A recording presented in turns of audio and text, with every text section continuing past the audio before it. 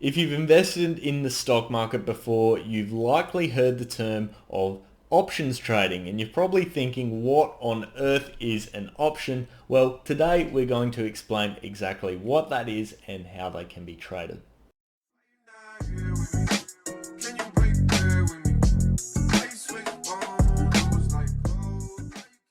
How's it going, guys? Ryan here and welcome back to another stock market video, and today we're talking about options on the stock market. What are they? How do they work? And how are they traded? But before we get into that, guys, please remember to give this video a thumbs up. It helps me out so much with the YouTube algorithm, and subscribe for more investing, stock market and wealth management content. I'd love to know your thoughts after you've seen the video in the comment section below on options. If you trade them, if you think they're valuable, and if you think that is something you'll look into in the future. So without further ado, let's get straight into today's video. So what on earth is a stock market option? Well, an option is a form of derivative, and in order to understand this, I'll have to explain what a derivative is. A derivative is effectively an asset that value is derived from something else. So an option is valued based upon the stock it is associated with. So that's effectively the basics of a derivative. And the key thing you need to understand there is the fact that the stock market option is valued based on the stock itself that it is associated with. So one asset's value is based upon another asset's value. In order to understand the options themselves, imagine them as an underlying contract, which has effectively a key element behind it, an opportunity, not an obligation.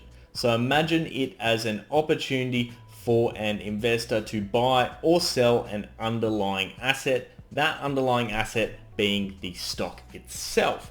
And when we look at that, we've got two different types of options. We've got call options and we've got put options. A call option is where an investor has the opportunity but not the obligation to purchase that underlying asset or purchase that underlying stock.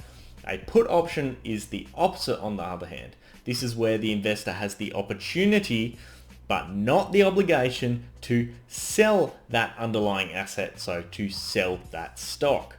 So when an investor holds a variety of options, the process of calling an option or putting an option is known as exercising their option.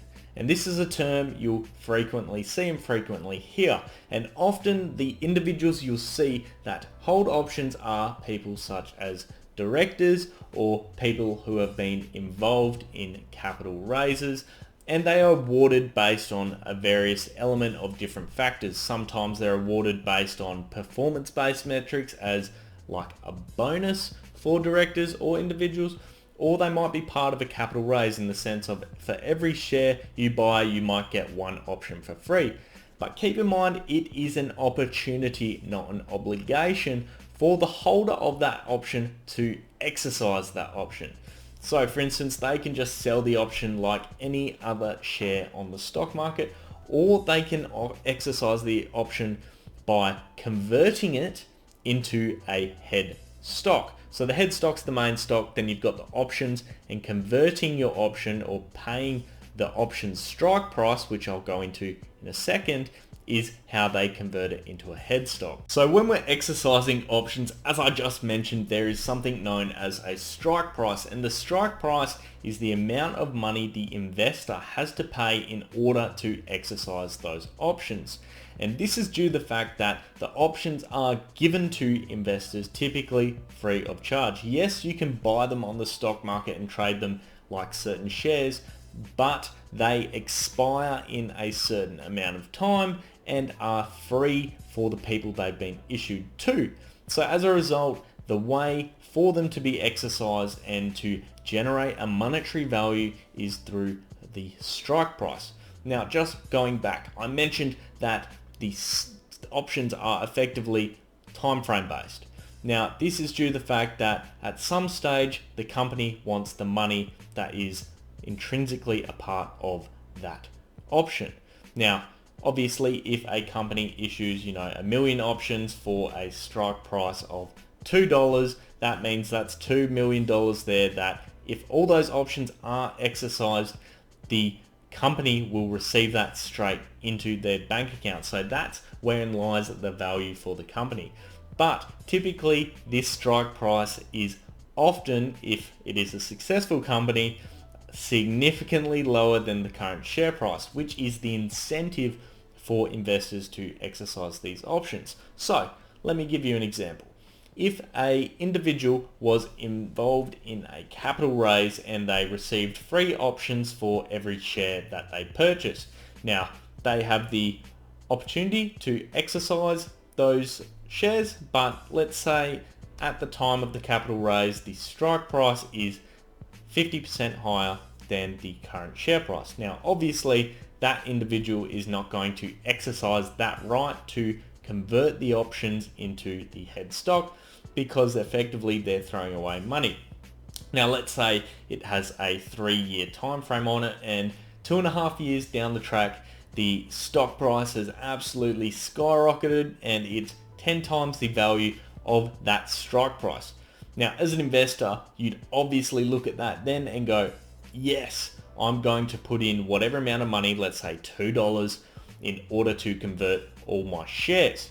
Now effectively what this means is that money goes straight into the bank account of that company, and it is a win for the investor as well, due to the fact that they are effectively getting free money. They've put, $2 per share into a stock which is now worth $20, and they've made $18 profit in an instant.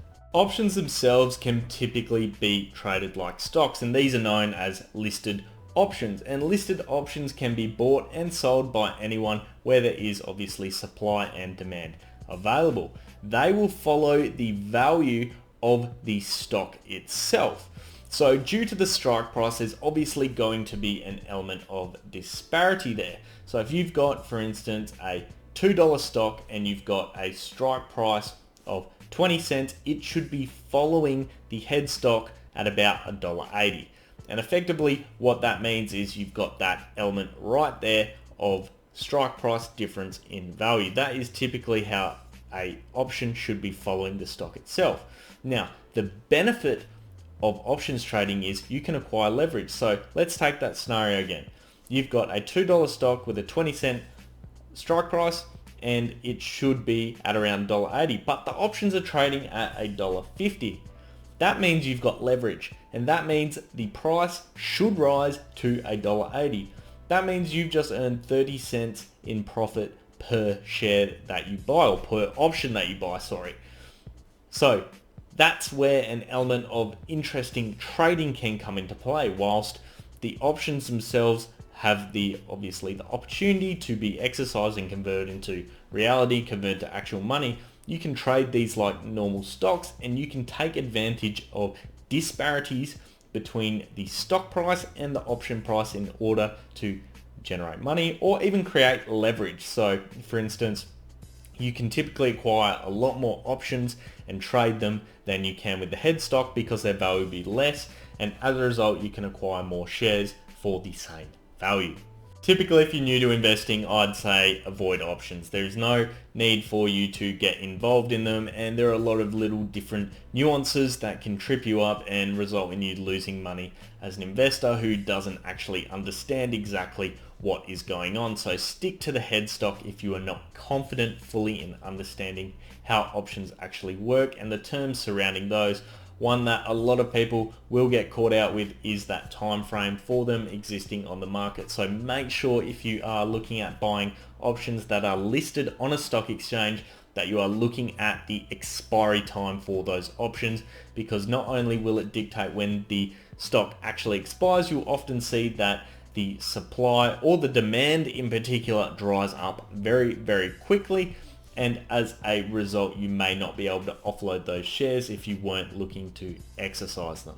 And that is effectively how options work, how you can buy them, how you can take advantage of them. I'd love to know your thoughts and your comments down below on stock market options and options trading in general, and whether you've done it yourself and taken advantage of, the leverage that can be had through purchasing options. If you did enjoy today's video, please remember to give the video a thumbs up. It helps me out so much with the YouTube algorithm. And Please remember to leave a subscribe as well if you're into stock market investing or wealth management, as that's all the sorts of cool topics we cover on this channel. And with that, guys, I hope you have an awesome day. I'll see you next time. Cheers.